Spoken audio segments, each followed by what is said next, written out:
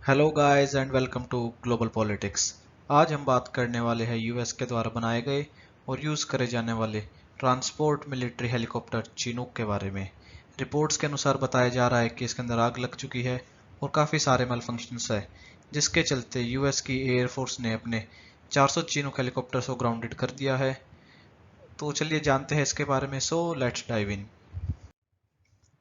वैसे तो कल शाम से ये खबर आनी स्टार्ट हो गई थी कि यूएस के जो चिनूक हेलीकॉप्टर्स है उन्हें ग्राउंडेड कर दिया है क्योंकि उनके इंजन के अंदर आग लग चुकी है। पर अभी तक जहां तक मैं देख रहा हूँ यूएस की किसी भी रिपोर्ट ने ना तो इन क्लेम्स को एक्सेप्ट करा है और ना ही रिजेक्ट करा है। जहां तक मुझे लगता है कि ये इंजन फायर की जो खबर है ये सच है, क्योंकि काफ़ी टाइम से यूएस के जो ऑफिशियल्स हैं, इनके एयरफोर्स ऑफिशियल्स, उन्हें पता था कि जो इनके एयर हेलीकॉप्टर के जो इंजन है इसके अंदर से ऑयल तो लीक हो रहा है, पर उन्होंने अभी तक इस पर कोई एक्शन नहीं लिया था। और अब जब इसमें कुछ आग लगी होगी या कोई बड़ा इंसिडेंट सामने आया है तब इन्होंने इसके ऊपर काम करना स्टार्ट करा है। जो यूएस का चिनूक हेलीकॉप्टर है इसे 1962 वियतनाम वॉर में फर्स्ट पहली बार इंट्रोड्यूस करा था और तब से लेकर आज 2022 चल रहा है, पूरे 60 साल हो चुके हैं। इस हेलीकॉप्टर का कोई भी दूसरा सब्सटीट्यूट आज तक अवेलेबल नहीं है। कुल मिला के इसे 22 कंट्रीज यूज करती है, जिसके अंदर आता है US, Japan, India, UK, south Korea, ऐसे ऐसे मिला के 22 कंट्रीज है। पूरे 60 सालों से इसे यूज करा जा रहा है और इसे एक बड़ी जानी मानी कंपनी मैन्युफैक्चर करती है जिसे हम जानते हैं बोइंग। इसका नाम जो चिनूक है ये खुद यूएस के लोगों पर पड़ा है। जो आप यूएस की ईस्टर्न साइड पर देखें तो जो यहाँ की स्टेट्स है वॉशिंगटन, ओरेगोन और नॉर्दर्न कैलिफोर्निया, जो यहाँ के लोग हैं इन्हें ही चिनूक के नाम से जाना जाता है और इन्हीं के नाम पे इस हेलीकॉप्टर को नाम भी दिया गया है। जो चिनूक हेलीकॉप्टर है इसका एक दूसरा नाम भी है जिसे वर्कहॉर्स के नाम से जाना जाता है। चाहे किसी भी आर्मी, नेवी, एयरफोर्स का पार्ट हो, इसे वर्कहॉर्स ही कहा जाता है।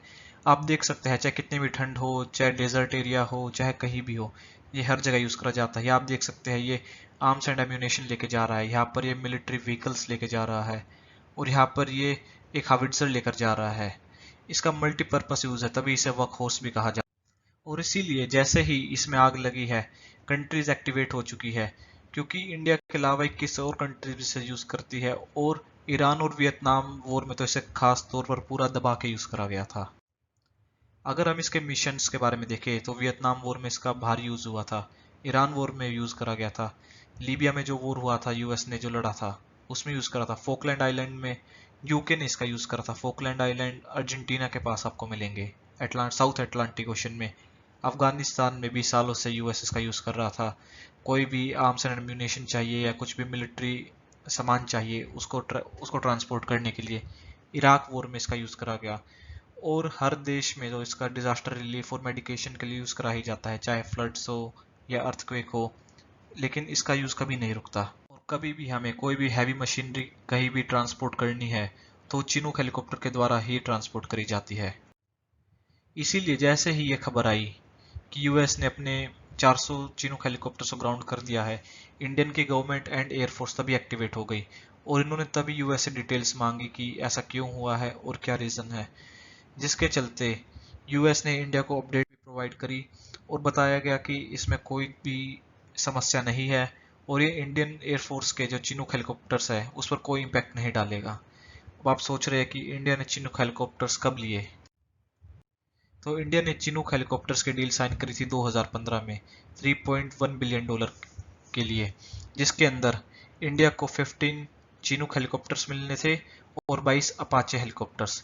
आपको पता है जो चिनूक हेलीकॉप्टर है वो तो एक ट्रांसपोर्ट हेलीकॉप्टर है और जो अपाचे है वो एक मिलिट्री बैटल हेलीकॉप्टर है जिसके अंदर आप असला बारूद मिसाइल फायर कर सकता है जो, लेकिन ये काम चिनूक हेलीकॉप्टर नहीं कर सकता। और इस के चलते जो हेलीकॉप्टर, ये एक मल्टीपर्पस हेलीकॉप्टर है जो इतने सारे काम करता है, ये इंडिया के लिए अपने आप काफ़ी इंपॉर्टेंट है। क्योंकि हम इसे सियाचिन में यूज़ करते हैं, हम इसे लद्दाख के यूज़ करते हैं, हिमालयाज में यूज़ करते हैं।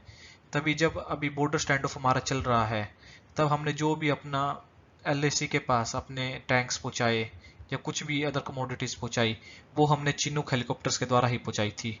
ये देखिए यूरेशियन का एक काफ़ी अच्छा आर्टिकल आया था, India's US origin heavy lift chopper gives army decisive edge over border row with China।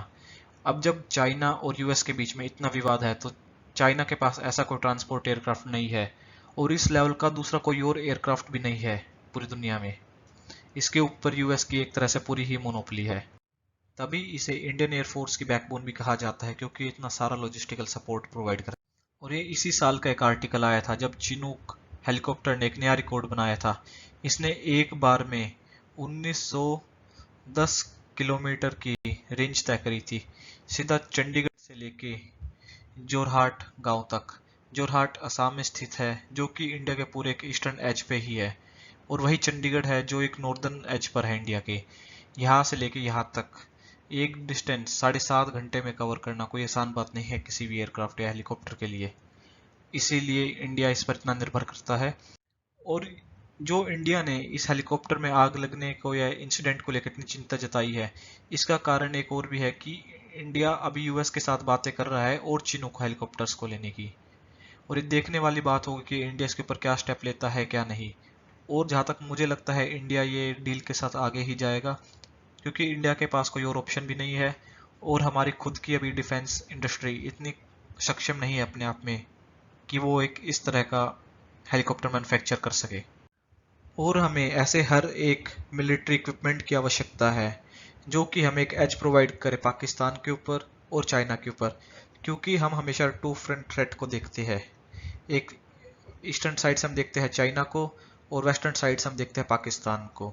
तो हम कोई भी रिस्क नहीं लेना चाहते, और जो मोबिलिटी चिनूक हेलीकॉप्टर्स प्रोवाइड करते हैं इंडिया को, वो एज ना तो पाकिस्तान के पास है और ना ही चाइना के पास, क्योंकि हम लार्ज क्वांटिटीज में इसमें ट्रांसपोर्ट कर सकते हैं जो कि रोड के थ्रू काफ़ी मुश्किल, डेंजरस और टाइम कंज्यूमिंग प्रोसेस होता है। बाकी इस न्यूज़ के बारे में इतना कुछ तो नहीं है। अगर यूएस की तरफ से कुछ और रिपोर्ट आती है तो मैं आपको उसके बारे में ज़रूर अपडेट करूंगा। So thank you. Please like, share and subscribe and keep watching Global Politics.